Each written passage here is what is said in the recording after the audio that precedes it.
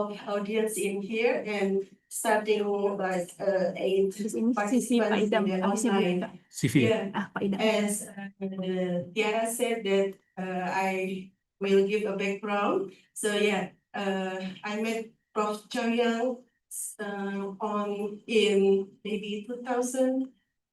Yeah, but yeah, at that time we planned to work with the termites for the microsatellite DNA, and then after that we don't have a chance to meet each other. And this year there is an Indonesian Pest Academy in Yogyakarta, and the keynote speaker is Prof. Yang. And I said that if you come to Indonesia, please visit us in IPB to give a lecture. So this is our dream. So because I want you all students, graduate, undergraduate, to have a big dream. Yeah, we can travel to anywhere, like our insect. Yeah. Okay. So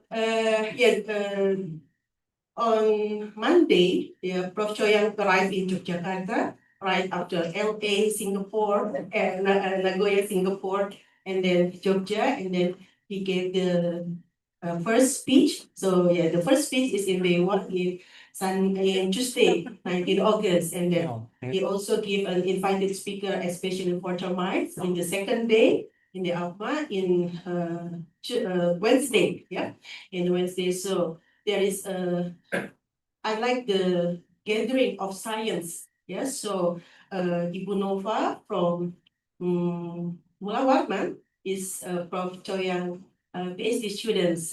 Students meet their supervisor in a conference like that. Yeah, and also this is the presentation in the APMA of Prof. Chow-Yang. Next, and then the next.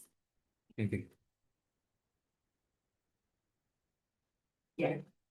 Yeah. Yesterday, Prof. Chow-Yang has very remarkable day in Borobudur and also in Prambanan and also the Senggatari. Yeah. Have you ever seen the Senggatari in Prambanan during the night with the Hanuman and the fireworks like that? Have you seen? Yeah, not yet. Oh, Prof. Chow-Yang already seen. So yeah, and early in this morning, 6:30, with Dr. Himi from Brain. Dr. Himi also the invited speaker in APMA. So I asked Dr. Himi to accompany Chow-Yang to fly from Yogyakarta to Halim. Yeah, so it's closer, not to Cengkareng. And straight away, we have today our meeting. So that is the background of this seminar. Please enjoy. Next, please. Please enjoy the lecture of Prof.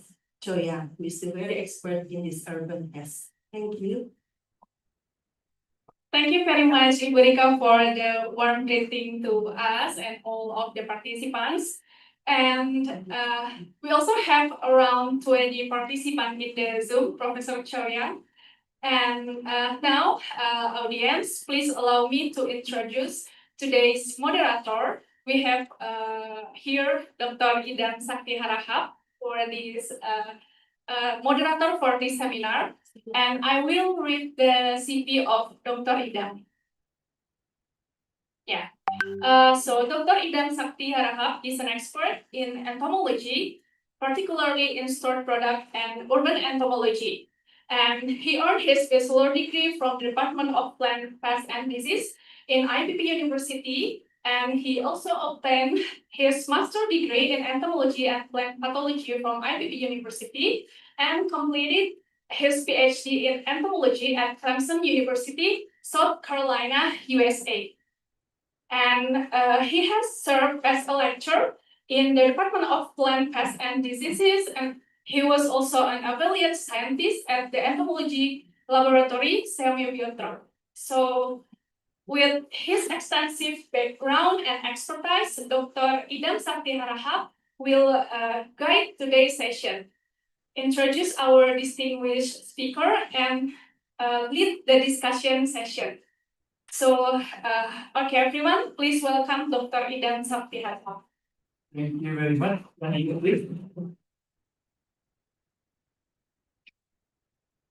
Assalamualaikum warahmatullahi wabarakatuh. Good afternoon, Bapak ladies and gentlemen, participants to this seminar. This afternoon we have that already know that we have here an urban entomology management expert, Professor Chow-Yang Lee from the University of California, Riverside, right? Welcome, Professor Lee. And before we continue, I have to read curriculum vitae for Dr. Lee. It's too long. Okay. Dr. Lee finished his BSc in Zoology in Prof at the University of Malaysia and a PhD in University of Malaysia too. And current position, Professor Nendo Presidential Chair in Urban Entomology, University of California, Riverside. And expertise in behavioral, ecological, and physiological adaptation of an urban insect pest approaches. Bisa Indonesia. Iya, ini nggak bisa ditarik tuh. Ya, sorry.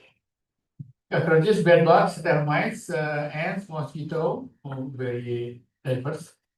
And developing integrated system level pest management strategies and research and contribution and mentorship, author of 200 peer-reviewed publication, biology management of the German cockroach, biology and management of the Formosan subterranean termite, related species, and mentor a significant number of research, 5 postdocs, 17 PhD students, 32 master students, and may now in faculty of industry leadership program.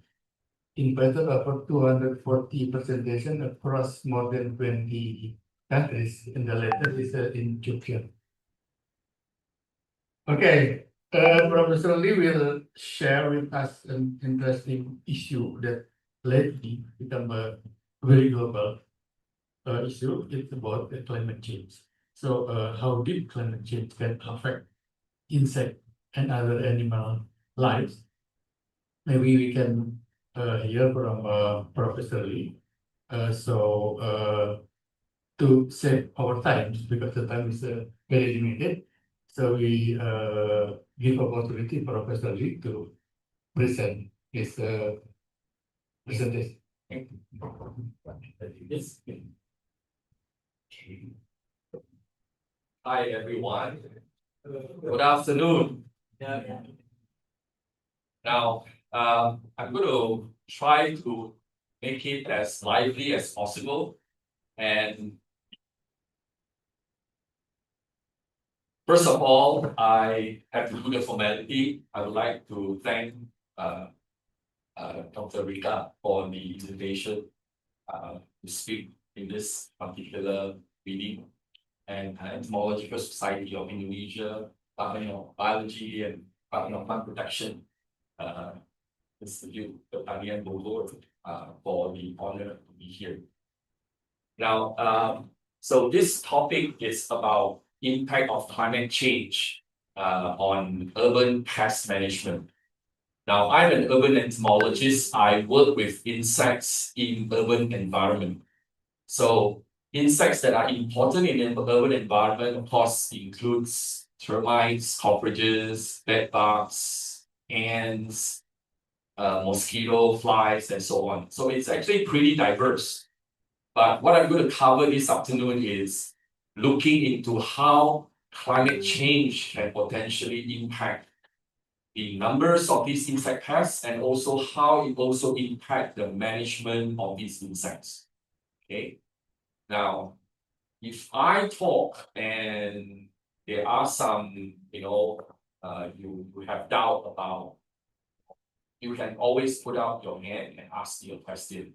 You do not need to wait until the end of the presentation, okay? Because I want you to understand exactly what I'm talking about, okay? Not waiting until the end.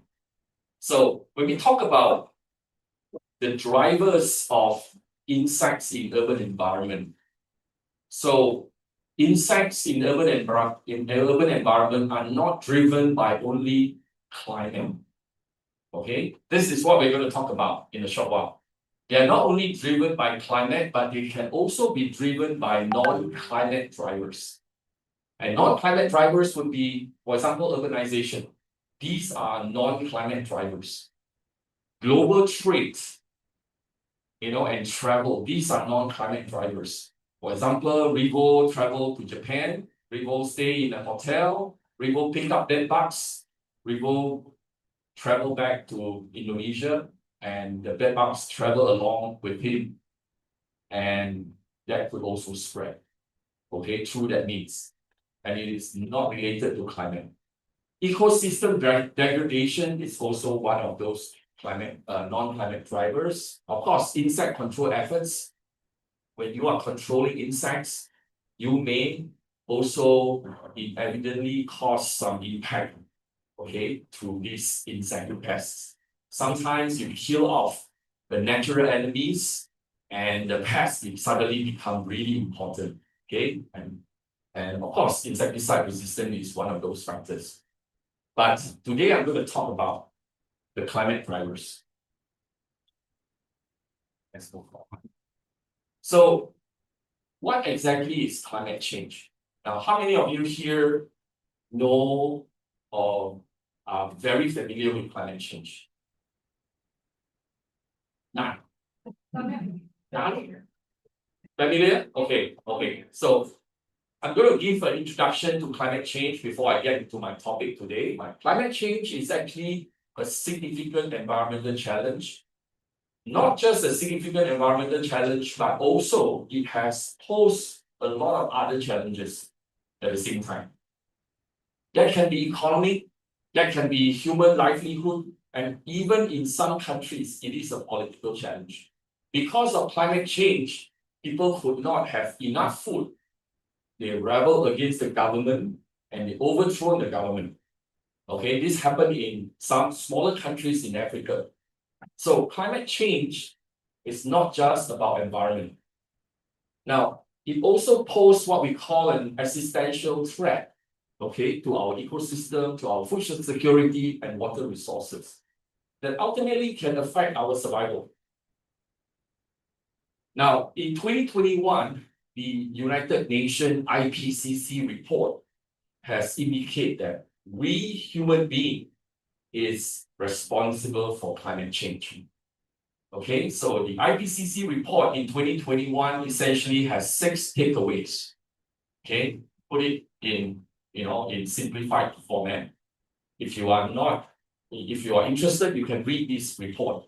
This is a very thick report. Okay, but just to simplify it in 6 takeaway points, we humans are to be blamed. Temperature will keep rising. Okay, weather is getting more extreme. Okay, we see heat waves, we see cyclones, we see drought, and we see irregular rainfall patterns. Now, why do I say irregular rainfall patterns? Because in some parts of the world, we don't get rain anymore. In other parts of the world, you get extremely a lot of rain. Okay, so the Arctic summer could soon be free of ice. Okay, and this is serious. I'm going to tell you why in a short while. So because of that, the sea level would rise. That can go up to 2 to 3 meters. And essentially, we are running out of time. Now, many people are not aware. Okay, by and large, because all of you are in university, you read, you learn, and also you think. But there are a lot more people, probably 95% of the people around the world, they're not, they do not really know about climate change. So it is your responsibility to educate people who are not aware. So what exactly is climate change? So when we talk about climate change, we have to understand a few things. Okay, first of all, when we have the sun came to the earth. Okay, they basically come in the form of radiation. And these are in the form of light waves. Okay, it will pass through the atmosphere and get into the earth. And that gives us warmth. Okay, but many of these so-called radiation, they are being absorbed by the earth, and then of course it warms up the earth, as I mentioned. Now, some of these energy are basically being radiated back, okay, in the form of infrared waves. But what happens is, some of these outgoing infrared, radiation is being trapped. It's being trapped, and it basically dipantul kembali, okay, ke muka bumi.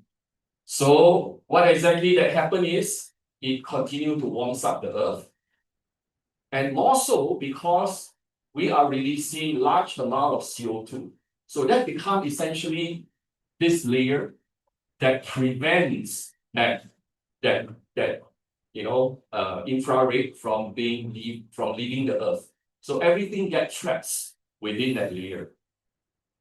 So why are we talking about that CO2? Because every day we release large quantity of CO2 into our environment. Okay, you may not know it, but 162 million tons of pollutants are being released to our environment every day without fail. Okay, so how does this come along? Industrial, okay, can be even mobile, as you notice. I had my experience coming here. Oh man, yeah, global traffic. And of course, there are many others. Okay, you see industrial processes, you see coal mining, okay, oil production, sometimes wildfires, okay, and all these basically release CO2 into our environment. So basically, the largest source of global warming is due to the burning of fossil fuel. That's why you're seeing that these days EV car become more and more popular. Okay, because people want to start reducing the use of fossil fuel. Can we completely get rid of fossil fuel? Probably not within our generation. But ultimately, that should be a wise thing to do, because we want to reduce the release of CO2. We want to reduce carbon footprint. Now, if you are not concerned with CO2, you should be, okay? I'm going to give you some data. So for a very long time, for 800,000 years, our CO2 level basically hovering below 300 ppm. For a very, very long time, it was hovering just around this. You can see that it's below this 300 ppm. But things start to change somewhere around 1950s, when the world start becoming more and more industrialized. And we suddenly see a spike now. And you can see that by 2008, okay, 2008 is 6 years after I first met Dr. Ilham. Yeah, that was not long ago, right? Suddenly it spiked to 380 ppm. And for a very long time, it was always below 300. Now it went up to 280 ppm. And today, I wouldn't say today, this is June 2025, it is 430 ppm. So in just a very short period of time, you can see that the level of CO2 has gone up tremendously. Now, you will ask me, so what is that impact? Okay, why are you concerned? Because if we continue to do what we are doing now, by 2100, I will not live to 2100 for sure. Many of you young people will, okay? 2100, you would see that the lowest, if we continue with this with this trend, the lowest we would see would be around 500 ppm, 550 ppm. But worst case scenario, it can go up as high as 900 ppm. Basically, that's the end already. Okay. So that is with regards to CO2. Now, CO2 is the cause for the warming, okay? Because that layer prevents the heat from leaving the earth, right? Now, what about others? Because of that warming, you find that the surface temperature also has gone up tremendously.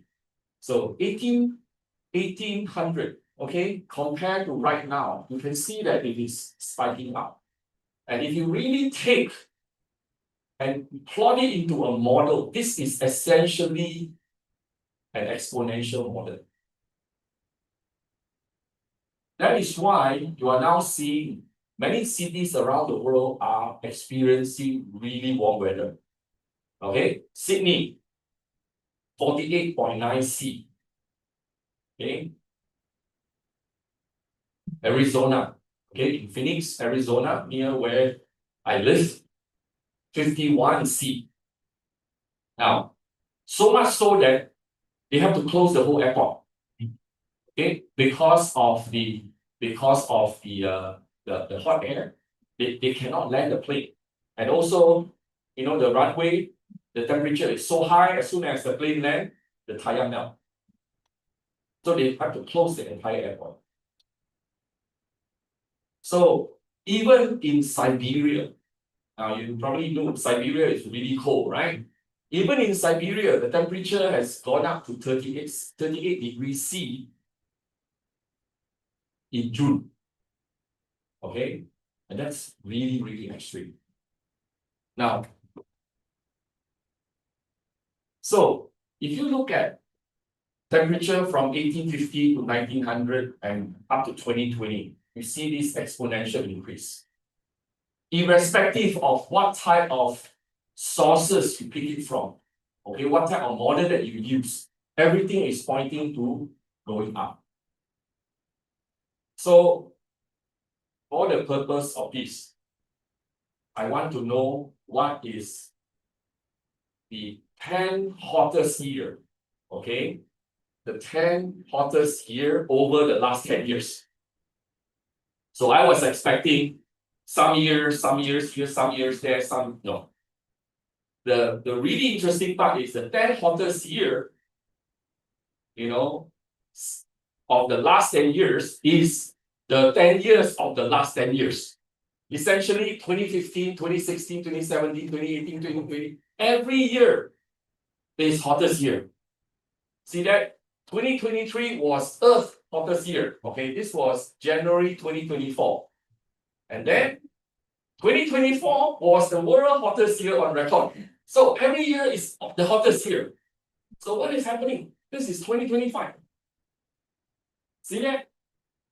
So I bet with a lot of money that on January 2026, you will see that this headline that says 2025 is the hottest year again. So you obviously have seen this. What are the impact on human? This was last year, June. People went to Hajj and died there. Okay, why? Because it's so hot, and you know, this is actually a very gruesome journey. Okay, and worse when the climate is so extreme. So 900 people actually died in 1 week, Saudi Arabia, when they are trying to perform Hajj. Not only that, okay, you are seeing that when you fly, there's also that increased amount of turbulence. Okay, so you probably see this report about Singapore Airlines that flew the plane last year in May, and then people get hurt, people also get killed. So essentially the plane dropped. Okay, the plane, you know, because of turbulence, the plane dropped more than 2 kilometers. 2 kilometers. Okay, so, and because of that, climate change actually makes flying tougher these days. So as I mentioned, because of the heat that are trapped on Earth, what happened is many of these heat goes into the ocean. So we thought that ocean would cool it down. Unfortunately, it is not doing it. Okay, so you can see that the ocean temperature is also going upwards. So, and the same thing when ocean is warming up, Antarctica ice is also melting. You can see that Antarctica ice is actually melting at really, really quick rate. So because the ice are melting, the sea level is also rising. Okay, so when the sea level is rising, this is what you see.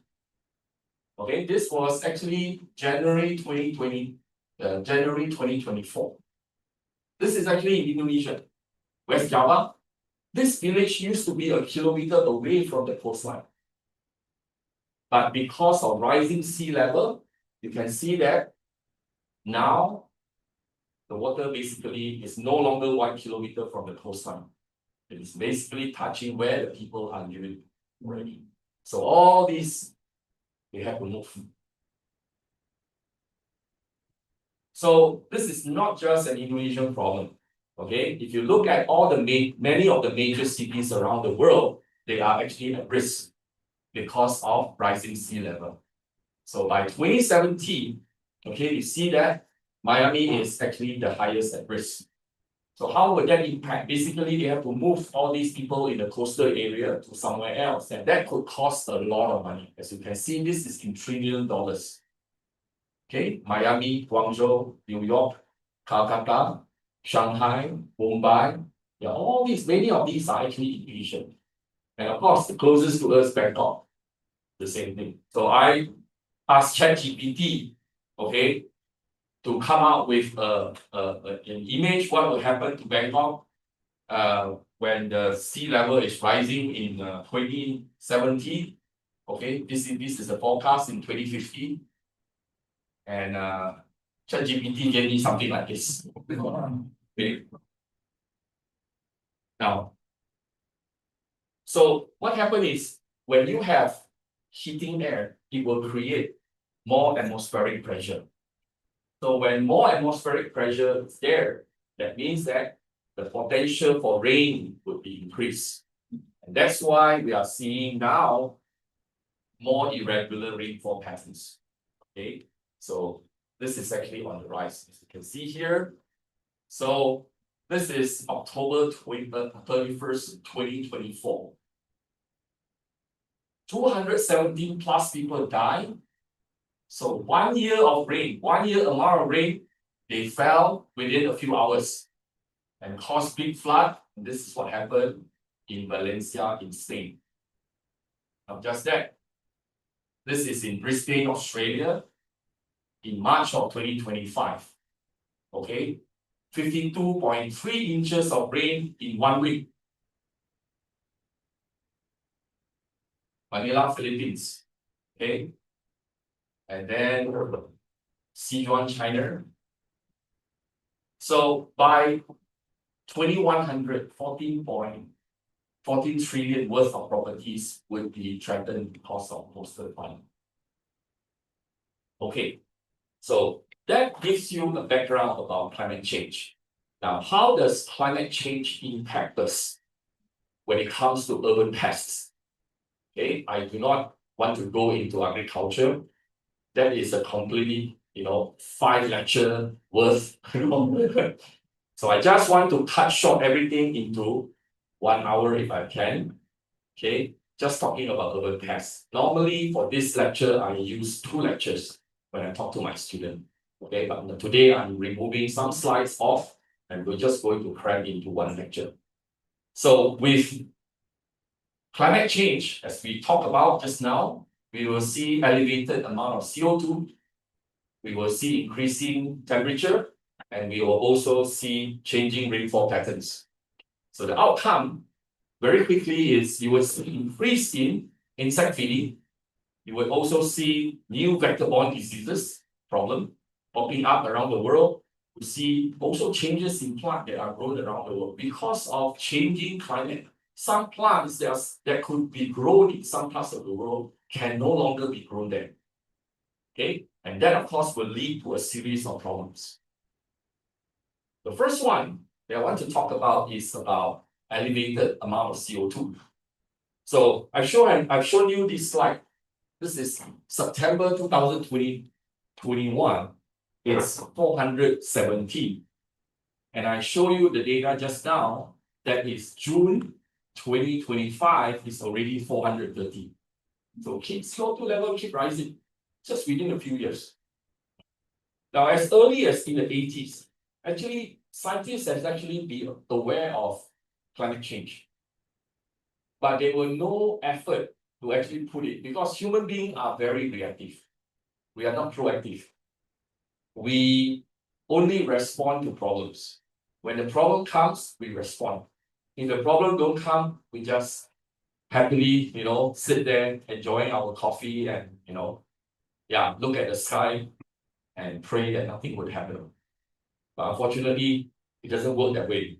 Okay, so as early as 1980s, okay, scientists at UC Riverside, these are some of my earlier colleagues. They have actually looked at the impact of climate change. So what did they do? Very simple experiment. They try to see, okay, if I grow the plant under elevated amount of CO2, they actually saw that photosynthesis would increase. So in your mind, you say, oh, photosynthesis increase. Isn't that a good thing? Yeah, photosynthesis increase, and because photosynthesis increase, the leaf area also increase. Isn't that a good thing? Oh, more leaf, bigger leaves. Isn't that a good thing? Unfortunately, no. So what happened is, with the increase in the leaf, in fact, in the leaves, when you look at the nitrogen content, dry weights, the nitrogen content is actually lower. And because insects are feeding on the leaves, right? Caterpillars are feeding on the leaves. Although they have bigger piece of leaf, the amount of nitrogen is lower. They have to eat a lot more in order to compensate for that loss in protein. And that's why when you have leaves that are grown under high amount of CO2, okay, you actually see insect consuming a lot more in order to compensate for that lower amount of nitrogen.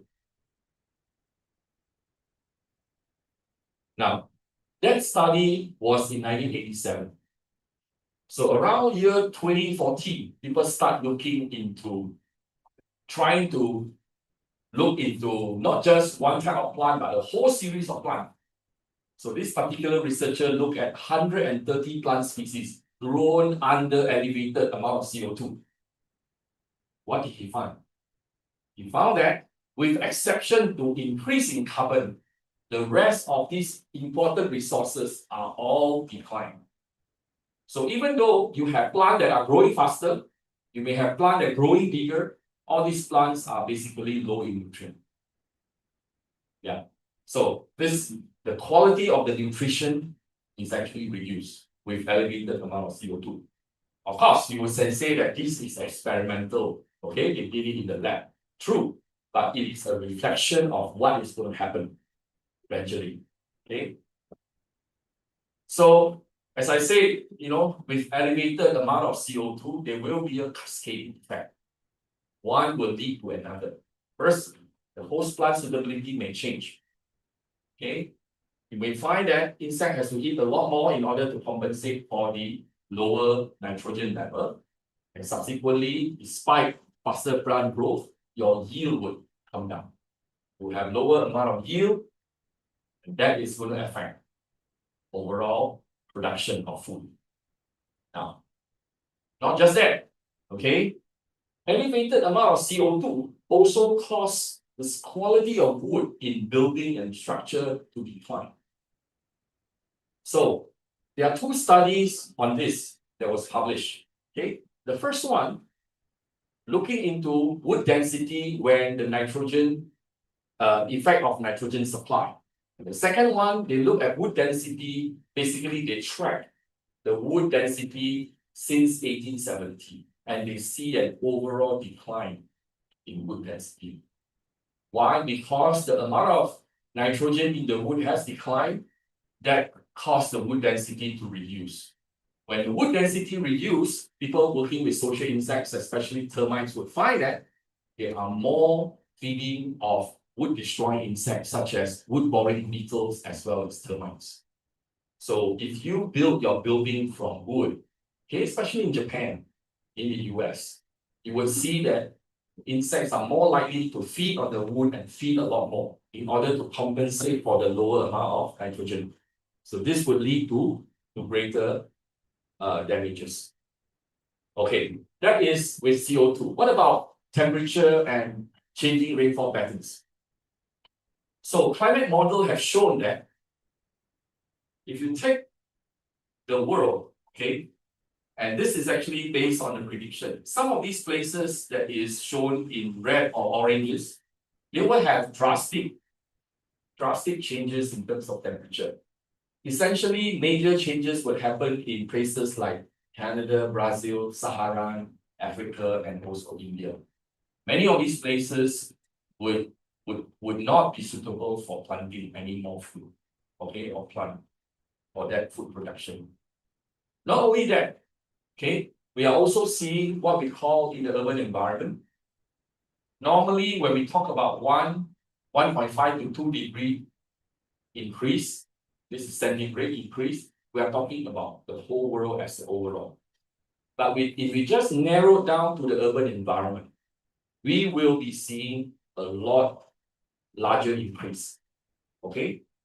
What we call the increase will be more pronounced. Why? Because of this concept of urban island effect. Now, have you ever noticed if you are in Jakarta, you feel in downtown Jakarta, you feel much hotter than, let's say, you are going to Jogja. You know why is that so? Because of urban island effect.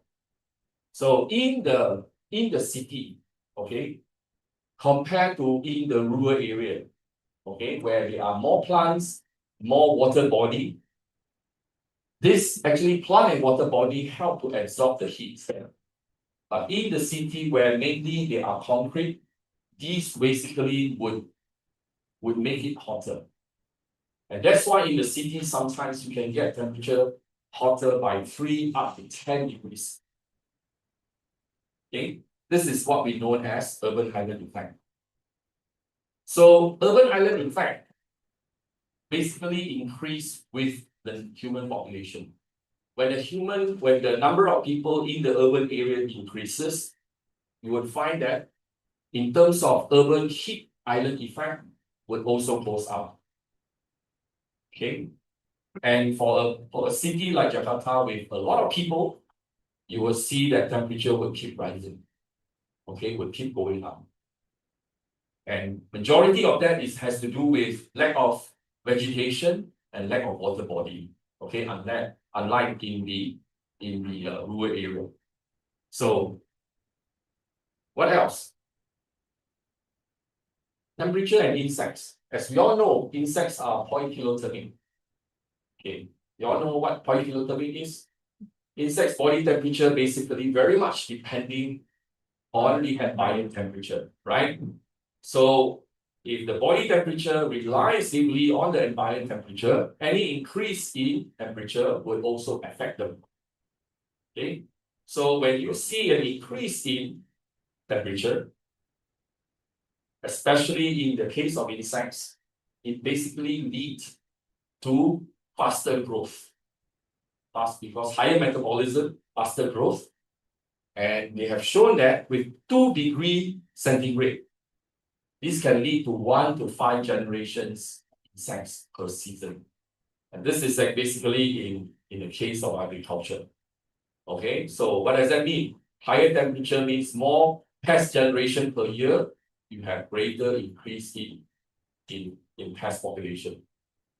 Now, so this particular document was published in 2009, looking into the 6 biological characteristics that govern the sensitivity of urban insect pests.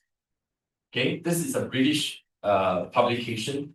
Okay, it was published in Britain. So what they would see is persistent outdoor pests. So if the pest is actually an outdoor pest, or lives only outdoor, you would see that they will be more impacted compared to an indoor pest. So if you talk about climate change, insects that are unlikely to be affected would be insects that live indoor. So what are the insects that only live indoor? Who can tell me?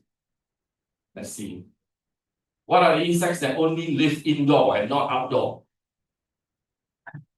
German cockroach. Exactly, very good. What else? Urban insects that live only indoor. What did Rebo bring back from Japan? Bed bugs, correct. Bed bugs only live indoor. If someone tell you tomorrow that, oh, you know why we have so many bed bugs is because of climate change. That person do not know what climate change is. Okay, climate change will not affect insects that live indoor. German cockroach will not be impacted by climate change. Okay, the Pharos ants will not be impacted by climate change because Pharos ants is an indoor pest. But insect that will be affected by climate change would be things like subterranean termites, termites that are outdoor, mosquito, okay, rats, okay, many species of ants that live outdoor. All these would be affected by impact of climate. So there are also other aspects. For example, in the temperate region, some insects that have ability to overwinter. Okay, these insects would definitely do better. You know the difference between R strategies and K strategies? Ecology 101. Okay, R strategies and K strategies. So R strategies basically have higher reproductive rates. Okay, shorter life cycle. These insects would do better compared to insects that are doing K strategy. Alright? And then generalists versus specialists. Insects that are highly specialized may not do as well as those insects that are generalists. Okay? For example, American cockroach, they eat everything. Anything you give them, they will eat. Or anything that are out there, they will eat. They will do much better compared to another pest that have very, very specialized food habit, for example. And then insects that could spread through human, okay, human mediated dispersal, they will do better. And of course, insects that very much depending on temperature, they will also do a lot better. So I list out a number of here insects that are most likely increased with higher temperature. You see ants, you see, so in this in Indonesia, ghost ants is really important. These are the ants that are really tiny. Okay, you often see over your dinner table or sugar, and then when you crush it, it leaves a bad smell on your hand. Okay, in Malaysia, we call it semut mayat. I'm sure they don't call it semut mayat here. Okay, but those are the ghost ants. Yeah, and then yellow crazy ant, these are highly invasive species, but they are from this part of the world. They live outdoor, but they spread really, really quick. Subterranean termite, of course, housefly, outdoor cockroaches, American cockroach, and then some other cockroach species that live outdoor. But those that are not affected are mostly those that live indoor. For example, bed bugs, German cockroach, Pharos ants, cat flea. Okay, cat flea mainly, if you are keeping a pet, cat flea basically is indoor. All right, and then of course cloth moths. You know what cloth moth is? I do not know how common it is here. In my house in Malaysia, yes, it's common. How often you sometimes see on the wall, there's like a pupa, there's like a pouch. Right? You see that there's like a pouch there, and then sometimes you touch it, it can move a little bit. Yeah. Those are cloth moths. Okay, those are cloth moths, and those will not be affected. All right? Because they are predominantly indoor. But having said that, because of climate, we use AC. We turn on our AC a lot more, and that potentially could also impact. But I cannot verify that for sure. So climate change can also impact building and structure. So what happened is, because of this extreme temperature, more rain, higher temperature, this basically caused a lot of stress to our building materials. Our roof, for example, our wall, for example, okay? This could lead to more rapid degradation of our building material. With higher amount of moisture, higher amount of rain, this could lead to fungus attack, okay? And so this building, of course, once they get attacked, they become vulnerable to insects to come in. okay, or pests to come in. And not only that, when it flood outside, when they are, when they have a lot of rain, it flood outside. Where would the rats go? They come into your house. Yeah. When you see flood, where would the cockroach go? They come into your house, especially the American cockroach. So you would find that there will be more and more of these so-called outdoor pests that will come into the house. Okay, right now, so-called I'm here this morning, I received a text message from my daughter who is in Southern California. It is really hot right now. It's 40 degrees C. Yeah. And she's not complaining about 40 degrees C because she can turn on the aircon. Right? She is complaining that, Daddy, we have ants in the house. I said, those are Argentine ants. They are struggling outdoor because temperature is so hot, they have to come into the house. So they say, can we get rid of them? I say, please check what is the point of entry. That's what I told my daughter. And she saw one of these gaps where the ants are moving in. I said, just put a tape over it, and the ants are no more there. Yeah. But basically, whatever that's happening outdoor would attract the insects to come in. Okay. So climate change also affects termite distribution. So they have done some climate model and they do some prediction. And basically, they show that in some parts of the world, you would see increase in termite numbers. And pests that are not common in other parts of the world may spread to that part of the world. Okay, so these are climate models. If you're interested, you can look at this particular paper that was published. So all these slides are available at the end. If you want, okay, please email me. I can send you all the slides. Okay, and then you can use it for your learning or for your, if you want to do a presentation to your friends, you can also use that. Now I want to talk about this. Now this is something that we did. So I went to UC Riverside in 2019. Okay, and in Southern California, because it's Mediterranean climate, Coptomis pomosanus. Coptomis pomosanus is the most destructive subterranean termite species in the world. It is the only termites that is listed on the list of world 100 most invasive organisms. The only termite species. So before 2020, there were only one incident of Formosan subterranean termite in Southern California, and that was in San Diego. Okay, which is basically close to the ocean. So the temperature is mild. But what happened is we start seeing them popping up in different parts of Southern California.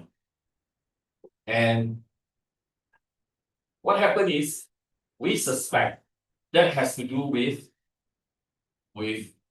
the increase in temperature now. Okay, so I tracked the last 100 years. Okay, this is the last 100 years, the lowest temperature during winter time. Okay, you can see that the last 100 years, this is Los Angeles temperature, this is Riverside temperature, and this is San Diego temperature. Okay, everything is on the increase. So during winter time, we are now seeing warmer and warmer winter. Because of that, Formosan subterranean termite are able to survive. Not only that, because the environment becomes drier and drier. So instead of using water sprinkler because we are having drought for very long time, okay, in Southern California, people do not want to waste water by using water sprinkler. So they start putting this what we call subsoil drip. So these are piping that have hole here, and they will release small amount of water constantly. So the soil is constantly moist. And because the soil is constantly moist, these are ideal, perfect condition for the termites. Yeah. So it's human But at the same time, because of climate impact, we are doing that. Okay, next one. What about mosquito? Okay, mosquito is very, very serious. Okay, so Aedes aegypti previously was only limited to temperature around 1,000 meter elevation. But now we can even find mosquito Aedes aegypti at 2,200 meter above sea level. And why is that so? Because the higher you go in the past, it is really cold and mosquito cannot survive there. But now they can survive because it's getting warmer. Okay? And if you look at the spread of Aedes albopictus, so this is one species of mosquito that is people don't really pay a lot of attention to. I listen to the Wolbachia program, okay, where they release Wolbachia infected Aedes aegypti, in Indonesia, they release it, right? But nobody is paying attention to Aedes albopictus. Aedes albopictus can also spread dengue. Okay, if you just pay attention to Aedes aegypti, of course Aedes aegypti is the main vector, but Aedes albopictus can also do the job of spreading dengue. So if you look at the spread of Asian tiger mosquito, in just 35 years, almost the entire continent have already had Aedes albopictus.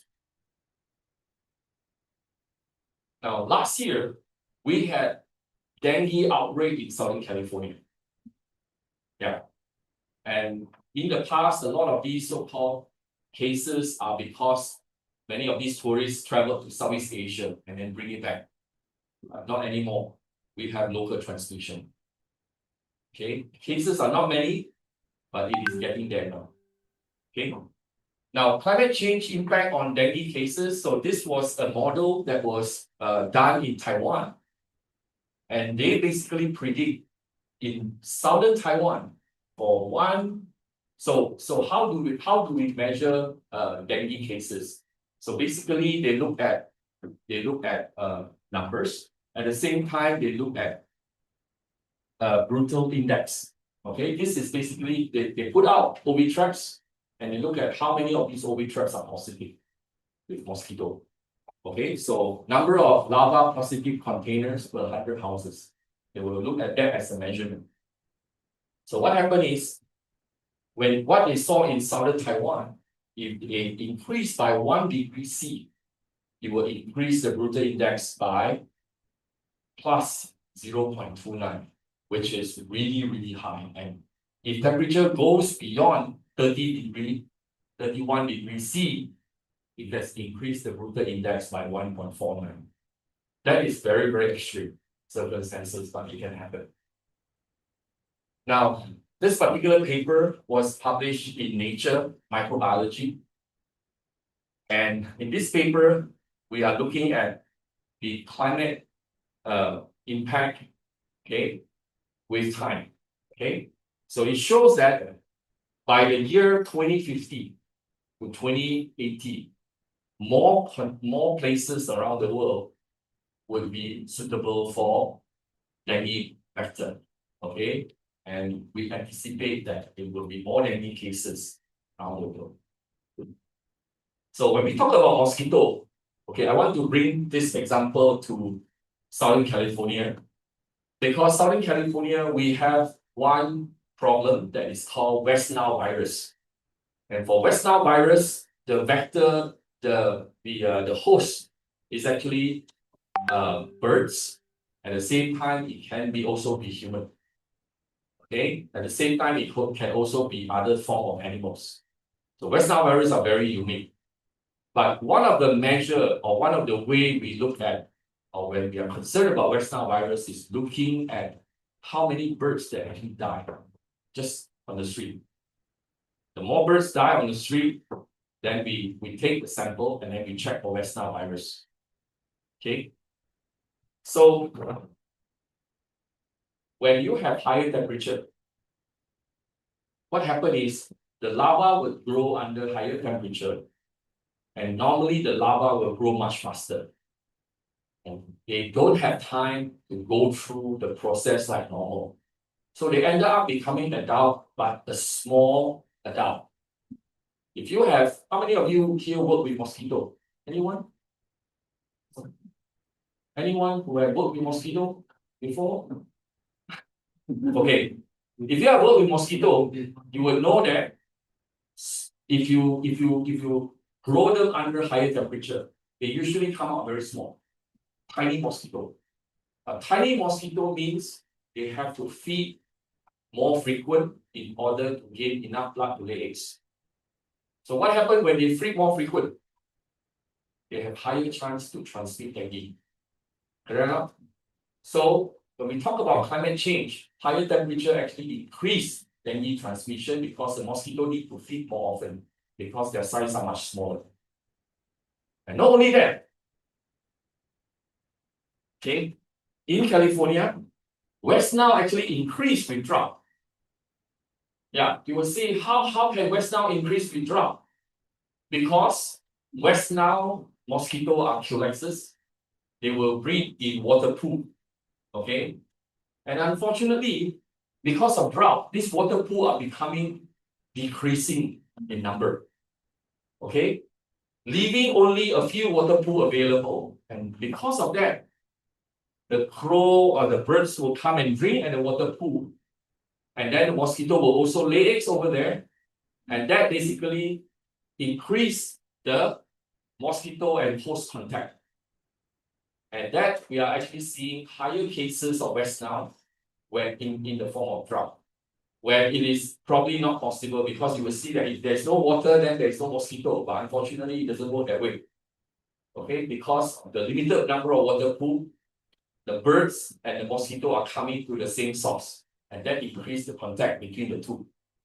Now, in the Americas, climate, the vectors are not mosquito. The main vectors are not mosquito, but ticks. Tick is the main vector. Yeah. So for ticks, they are responsible for 75% of all the vector-borne diseases in the US. You see that 96, these are the Lyme disease right here. And by 2018, it spread. And why is that so? That's because of climate impact.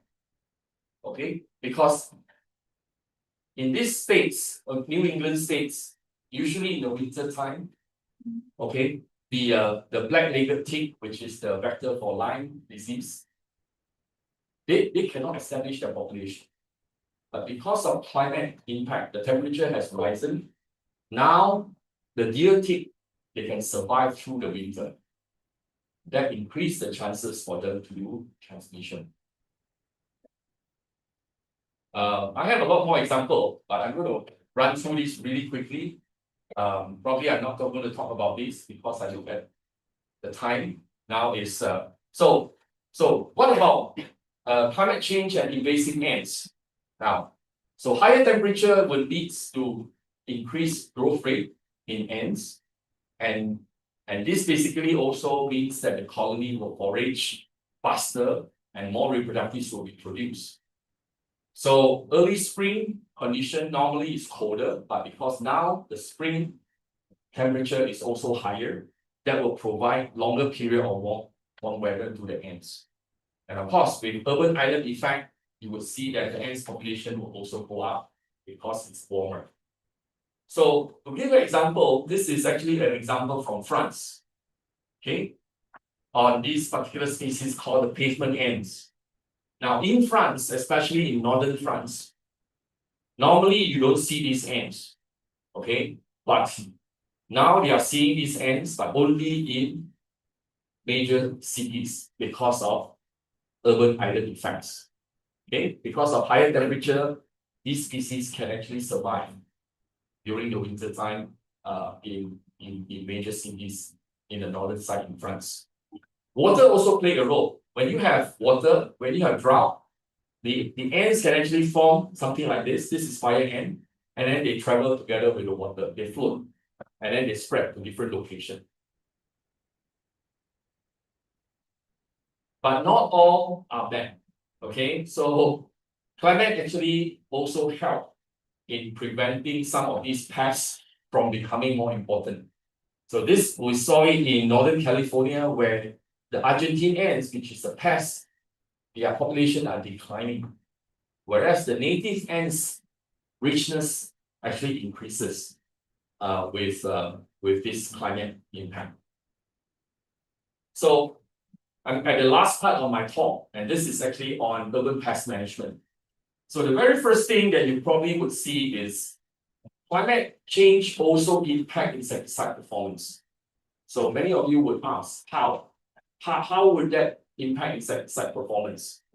So first of all, you know that detoxification of insecticide is actually affected by temperature. Okay, so when temperature increases, the enzymatic activity also increases. Okay, so that would affect insecticide detoxification.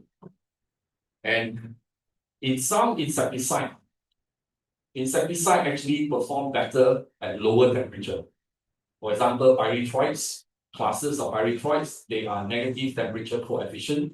At lower temperature, they actually are much active compared to higher temperature. So that could impact performance of insecticide. Second is on termiticides. When we talk about termiticides in the soil, okay, we apply termiticides in the soil, higher temperature and also higher moisture will lead to faster degradation of the termiticides.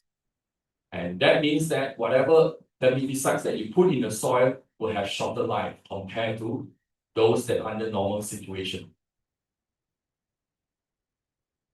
When it comes to invasive ant management, when you put out the baits in the field, the temperature would also affect the ants' foraging behavior and also affect the baits, how long the baits can last in the field. Because of higher moisture, higher temperature, the bait get degraded at a much faster rate.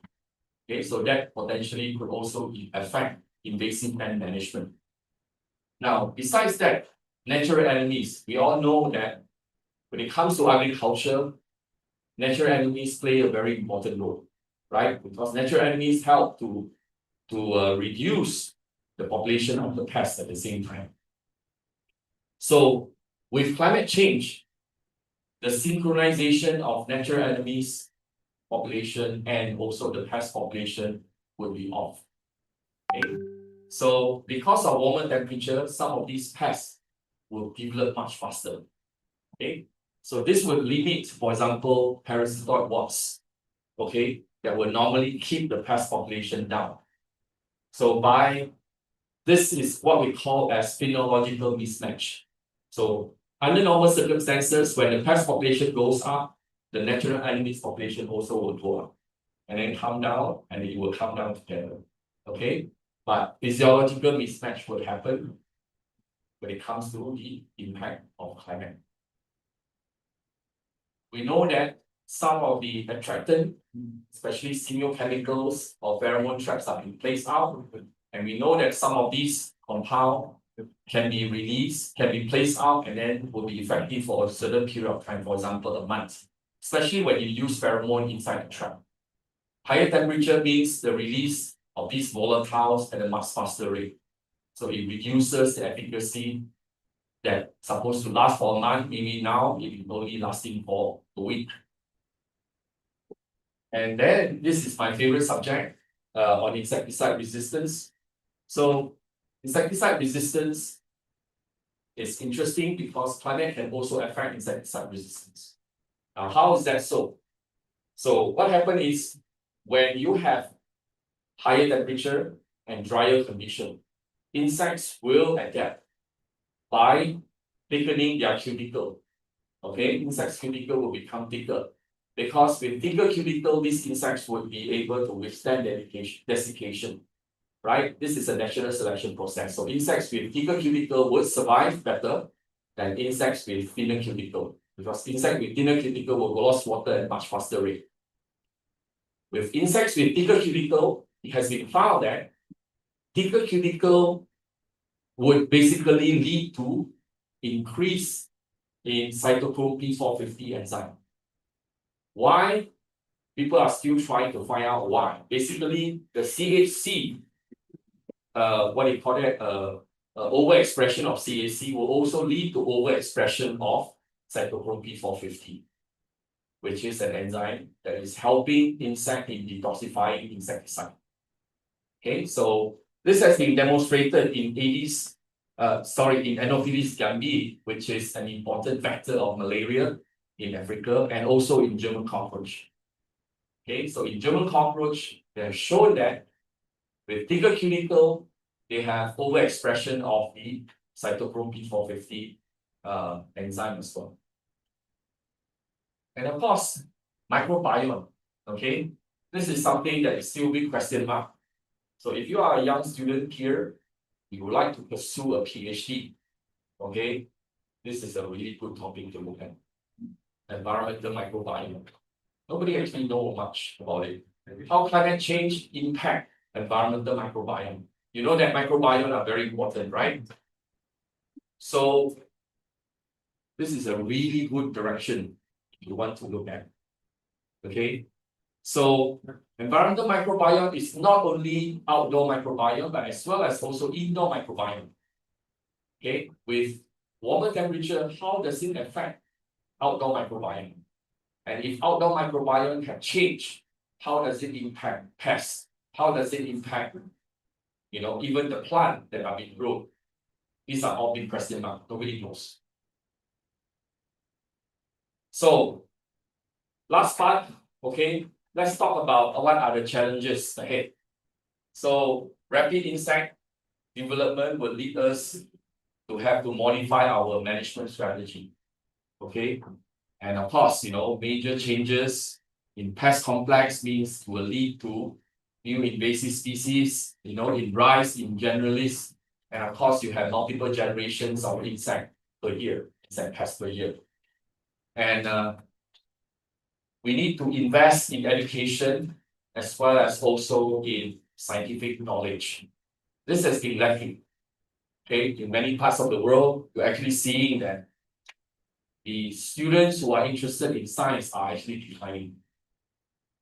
And students who are interested in soft type of studies, humanities, social science, are on the rise for whatever reason. Okay. Now, and I think students who are interested to become YouTuber are much higher now than students who are interested in science. So we need to basically train the next generation of pest management professional who knows about science of pests. Now, around the world, we are seeing decline in entomology department. Okay, it came from Clemson. Clemson now, there's no more entomology department. It's called Department of Plant and Environmental Sciences. This is New Mexico State. They took like 3 or 4 departments and then they merged together. They call entomology, plant pathology, and weed science. Okay, this is UC Berkeley, University of California, Berkeley. There's no more entomology. Shown, even they have 3 entomologists. It is now known as Department of Environmental Science Policy and Management. Okay, and this is University of Hawaii, Department of Plant and Environmental Protection Sciences. So as you can see, around the world, entomology is actually collapsing. Yeah. So this is actually an important field of research and knowledge that have to be pursued. Okay. Unfortunately, these days funding has dropped down drastically and there has been reduced support. Okay. So in summary, okay, we'll find that urban pest is actually driven by both climate and non-climate drivers. So while studying impact of urban insect pests, impact of climate change on urban insect pests, we need to look at it holistically. Okay, and many of the invasive insects may thrive. In some parts of the world, it may decline, which is going to be the fact. And many of our existing management strategy may not work in the future. So we have to adapt and we have to make changes. And of course, government and academia have to come together along with industry in order to tackle this pest problem. So lastly, this is my parting slide. If you think COVID was bad, recession is even worse. Actually, the bigger problem is actually climate change. Now, I know many people went through hardship with COVID. It's not going to be anything compared to what is going to happen with climate change, and it is already happening right now. So, thank you so much for your kind attention. Now, if you would like a copy of my slides, just email me, okay, at that email address. I also put out my website where you can go there and then you can also look at the publication. Every single publication has the PDF listed. So you can click and then the PDF of that paper would be available for free. Okay, thank you so much. And thank you so much for the opportunity to be here and to talk to you all. Thank you.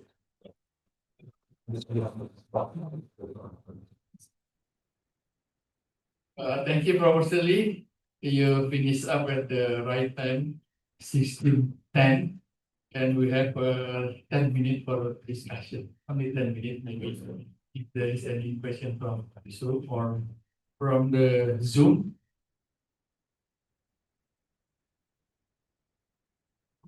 Kenapa? Yes. Pak Heri. Thank you very much, Prof. So it's really give us a new perspective on how the impact of climate change on local pest management. I would like to ask, okay, so we experienced actually at the end of 2015 when because we do regular survey in Okayama at the time because we studied about the trial. So it was in the winter around December or January, if I'm not mistaken. So the swallowing activity is still there, was still there. And it should be end of by September, regularly. But it was quite warm climate in Japan at the time. So is there any like prediction by the rising of 1 degree Celsius, for instance? How many percent or how the multiplier thermal activity, okay, whether it's Hungarian or other, I don't know. Is there any information or prediction how they multiply the activity? There have been different studies conducted on different insects. Okay, unfortunately for drywood termite, nobody has done anything on it. Okay, but to some other insects, okay, 1 degree means 1 to 2 generations more per year. And 2 degree means 2 to 5 generations per year. Yeah, so they basically grow a lot faster. They have shorter life cycles that could lead to a lot more other problems. So the question, to your question, I have no answer. So you have to do it. Okay. So let's say you have incisive termite spider, and you grow in environmental chamber, just grow them under different temperature, and then you can track that. And from there you can put them into a model and you can do a prediction. Yeah. So we should see more of the pest problem for sure.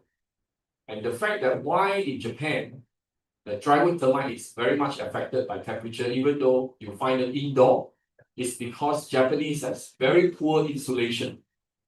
Their building insulation and house insulation is poorer.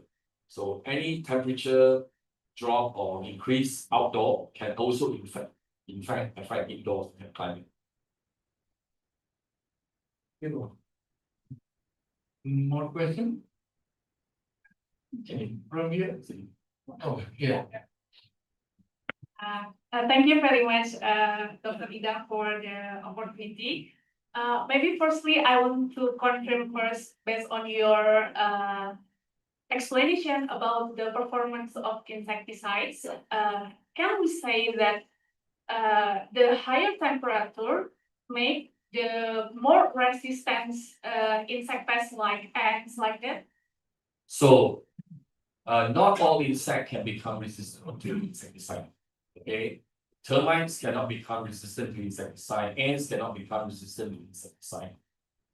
Generally, a lot of the insects that undergo chase strategies are not not commonly seen to develop resistance to insecticide. So things like German cockroach, flies, mosquito, yes, they can become resistant to insecticide. Okay, so my question is there a new or adapted integrated pest management strategies that are needed to manage the pest population that are more resistant to the chemical controls due to the changing environmental conditions? Can you repeat your question? Is there a new or adaptive integrated pest management for insects that are more resistant to the chemical controls due to the changing environment? Yeah, definitely the management strategy will have to be changed when it comes to climate impact, because we are not dealing with what we are normally dealing anymore. Okay, so let's say in the past, when we have a pest population out there, let's say a mosquito population or a flies population, we will be using a certain management strategy. Maybe we rotate the insecticide each time, right? And let's say for flies, we apply the spray. Okay, but because spray, the under climate, okay, the cuticle will be thickened. Okay, so the spray may not work as well as, let's say, by using baits, because baits they ingest it. So we have to change our management strategy in order to suit what is happening now. So thicker cuticle means less insecticide penetration, reduce insecticide penetration. So instead of applying insecticide and let the insecticide gets through their body, now we put out baits, the fly eat the baits, and then they ingest it and insecticide directly gets into them. And that is what I mean by changing our management strategy method. Okay. Thank you very much, Prof. Chow-Yang.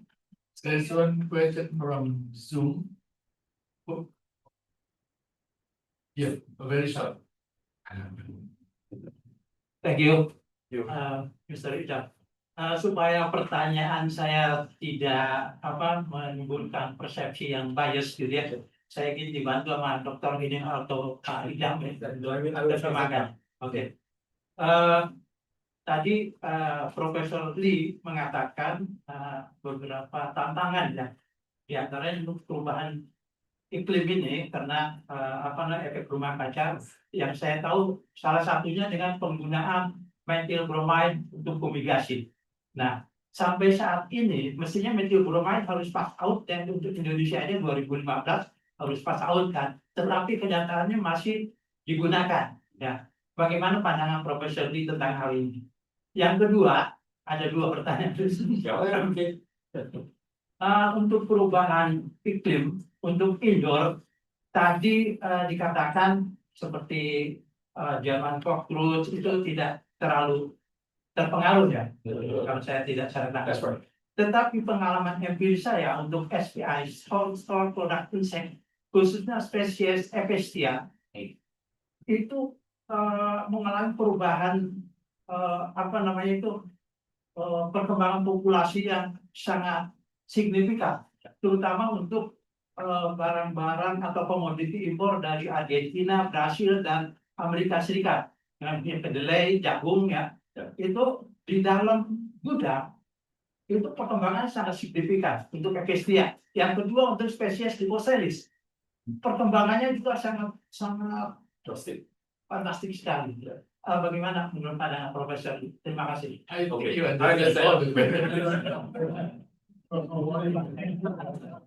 First, okay, let me answer the first question with regards to stock product insect. Stock product insect is very different from indoor pests or household pests, because they are kept in warehouses, and warehouses are not temperature controlled. So any changes outdoor would also impact the warehouses, and that's why you are seeing you are seeing a spike in the number. Okay, unlike in our house, most of the time, because of climate control, we have put out air condition and all that. Our condition is pretty stable. But if you go back, for example, to places like Minnesota, where they grow, gandum, grain, okay, they put in silos. All these silos actually are subjected to temperature changes. And that's why we are seeing spike in insect number. That's the second question. That's one of the governmental command. Yes. He believed like it also contributed to the climate change, right? Yeah, I know. Yeah, this is a very difficult question to answer. Trying to walk along the glass, not to affect anyone. Now, if I can only say from my experience in California, we are in the process of trying to ban every single chemical. We no longer use mercury bromide. California. We are also trying to phase out sulfur fluoride, which is by cane.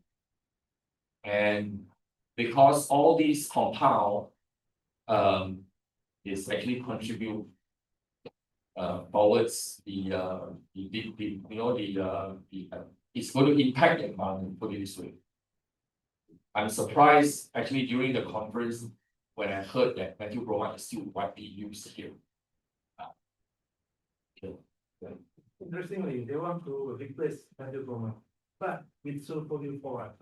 So it's replacing MB with SM, which is not really, solve the problem. Doesn't really solve the problem. But unfortunately, we don't have good alternative. Yeah, we don't have the good option to replace mercury bromide or sulfur fluoride. And that's why among many of the pest management professionals, there are still a big objection. They are going to phase out mercury bromide or sulfur fluoride of any form of chemicals. I think in the quarantine situation, the use of mercury bromide is still allowed for quarantine purposes. But most of the use of sulfur fluoride in California is not meant for quarantine. It's meant for drywood termite. So you'll be surprised in California. Let's say you have a house and house is infested with termite. We basically cover the whole house with plastic tap, and we release sulfur fluoride to kill the termite in the house. That is $1 billion industry. Yeah. So now they are trying to remove sulfur fluoride and people are upset. So I think there is no real solution. I think both sides can argue which one is more important, but until we have a good alternative to mercury bromide or sulfur fluoride, I think we will still be needing the treatments. Unfortunately. I think the time's running out. Oh, you want to translate my answer? Yeah, understand. Okay.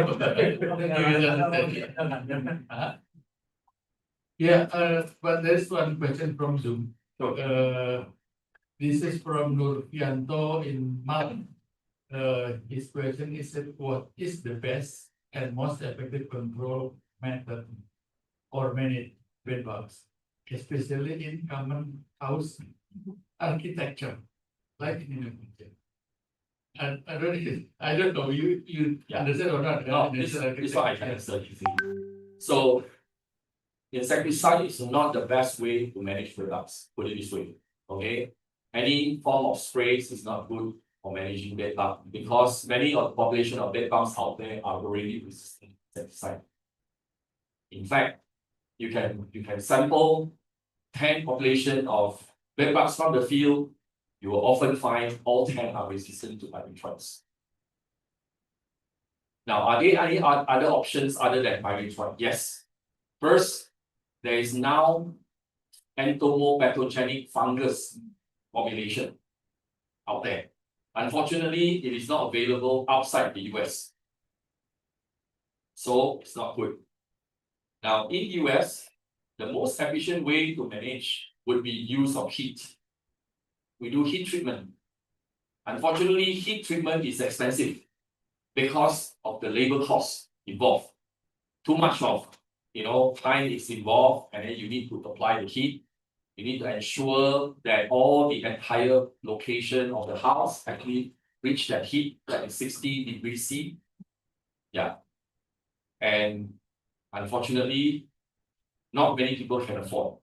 In fact, most of the problematic places with bed bugs in the US are actually in low-income housing. People who do not actually could afford a proper pest control, so they ended up having the most amount of bed bugs problem. Yeah, so to answer that question, the most effective method, I would put it as heat treatment.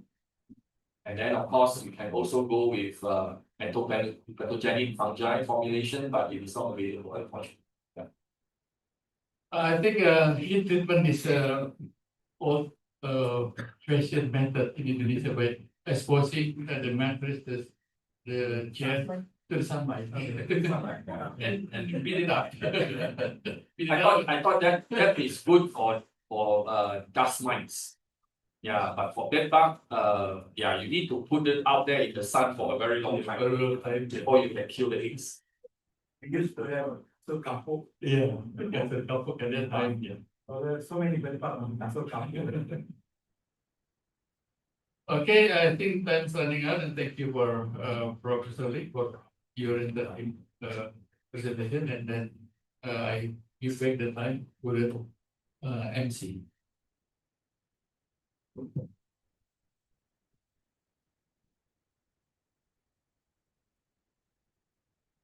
Okay, thank you very much, everyone, for the thoughtful question and for the insight from Prof. Chow-Yang Lee. And maybe to express our deepest appreciation for today's seminar, we would like to present a token of appreciation to our speakers, Prof. Chow-Yang Lee, and our moderator, Dr. Idam Saktiarahap. So may I kindly invite Dr. Dewi to come forward to give the certificate. Maybe for Professor Chow-Yang first.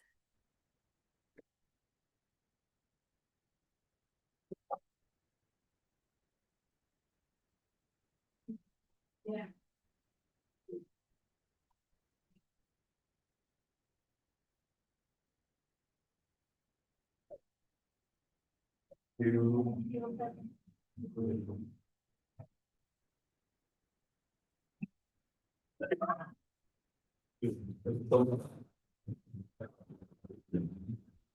So for Dr. Idam, I would like to invite Prof. Vika to give the certificate to Dr. Idam.